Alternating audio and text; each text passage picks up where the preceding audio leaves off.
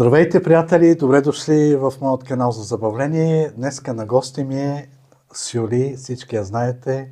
Тя е всеизвестна звезда в TikTok и не само в TikTok. Моя колежка, певица.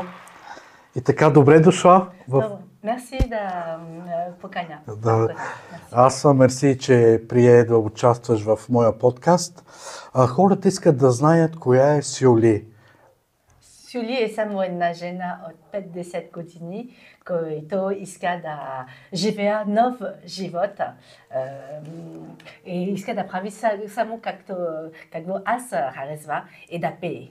Обичаш да пееш, занимаваш се професионално или ти е хоби? Сега е между хоби и професионал. Започва да пее за рожден ден, за събитие. Браво! Значи имаме новина, може да поканите Сюли на вашето парти да попее, който иска. Да. А какъв репертуар предлагаш? Аз може да прави какво хора искаш, народни песни, шалга, естрада. Шалга, естрада, народни песни, чувате много добре. Много така, всякакъв жанр пее. Сюли, искам да те питам, когато те поканих да участваш в моя сериал, кажи честно, какво си помисли първия път, като те поканих да участваш? Аз не знам какво е това. Аз те виж само на клипове от тази песни и ми кажа какво е това. И след това аз виж какво е скетч и за забавление. Аз казва, е добре. Аз много обичам да смея и за това. За мен е нов експириенс и трябва да учи няколко думи на ром. Да, на ромски, да.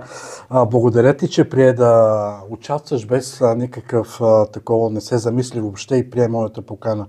Искам да те попитам сега, аз съм си направил няколко въпроси. Срещала ли си друг ромо, освен мен, така да разговаряте, да? За мен няма значение. От село има много и ние живеем, аз от Франция. Франция има много хора, различни свети. Аз не съм бяла, аз съм от то се вижда, Азия и за това за мен няма значение. Трудно ли ти беше да говориш на ромски език? Много. Много трудно. Да. Тя се ми питаше какво е това, за да знае какво говори. Да, и не ми спомня. И сега има хора ми пиша в ром и аз не разбирам какво. Трудно ти беше, да, обаче се справи. Ако те поканят на ромска сватба, ще отидеш ли? Разбира се.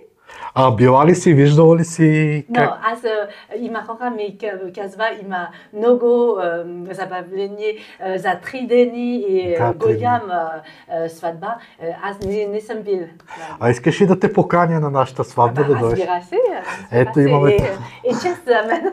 Ще бъде чест за нея, да, ще дойде и ще попее някоя песен, някоя чалга. Така, разкажи ми за себе си, ти откъде идваш, къде си живяла и защо избра България?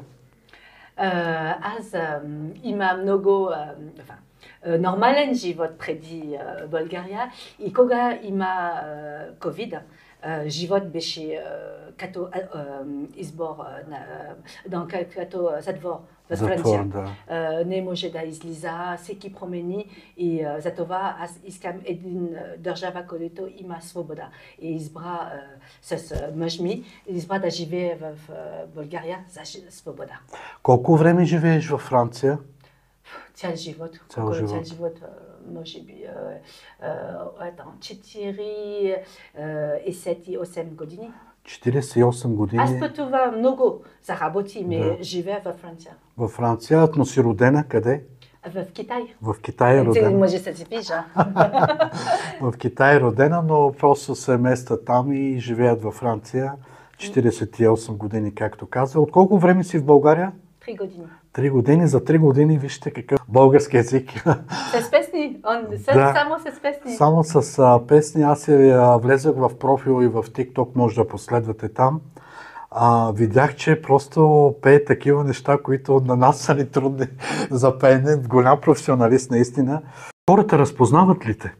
Когато дойде тази сутрин в метрото, един много млад човек ми казва, ти си в TikTok, може да прави снимки и радвам се и много любов. Да.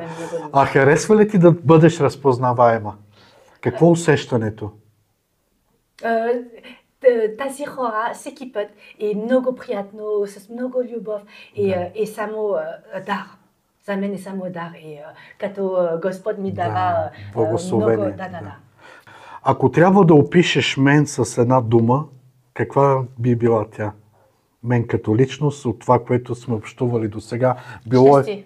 Щастие. Щастие. Ти прави много щастие за хора и тази един подарък всеки ден в твоят видео за хора.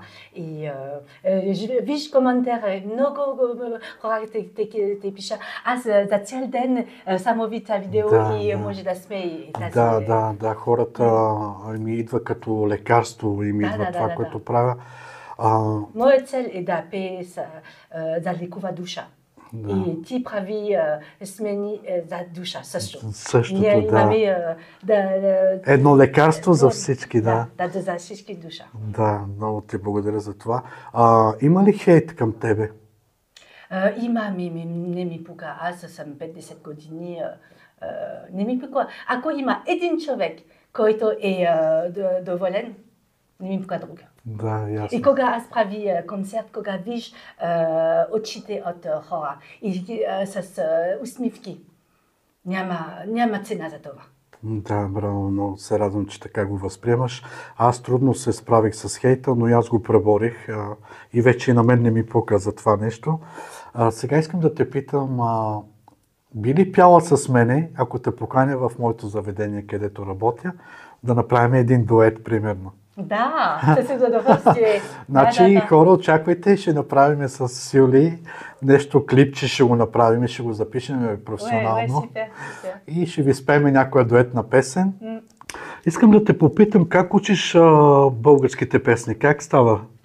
За всеки песни аз трябва да намеря текстове и за стари песни има различни версии.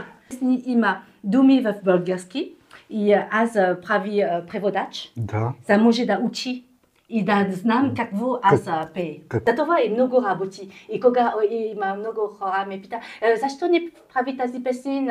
Аз трябва време да намери думите, да учи думите и да учи музика. Хората мислят, че е лесно това, обаче въобще не е лесно, особено за човек, който не е от България. И така ми казват за клипчетата. Прави всеки ден вика клипчето. Не става така да... Да, аз работя в много различни песни за всеки момент. Абсолютно. Искаш ли да направим една песничка по твое желание? Да. Македонско девойче. Македонско девойче ще направим с Юли за вас. Айде. Македонско девойче, кика шарена, во градина раснала, да подарена. Дали има в овој вели свет, појубаво девојче од Македонче. Нема, неке се роди, појубаво девојче од Македонче. Браво, Сюли, страхотна си. И така, Сюли, какво ще пожелаеш на нашите зрители? Да спее, да има любов всеки ден с хора, с близките, които ти харесва. Да, и аз пожелавам да бъдете живи, здрави, благословени на всичките. Благодаря, че бяхте с нас и благодаря на Сюли, че беше наш гост. Довиждане и до нови срещи. Довиждане, чао.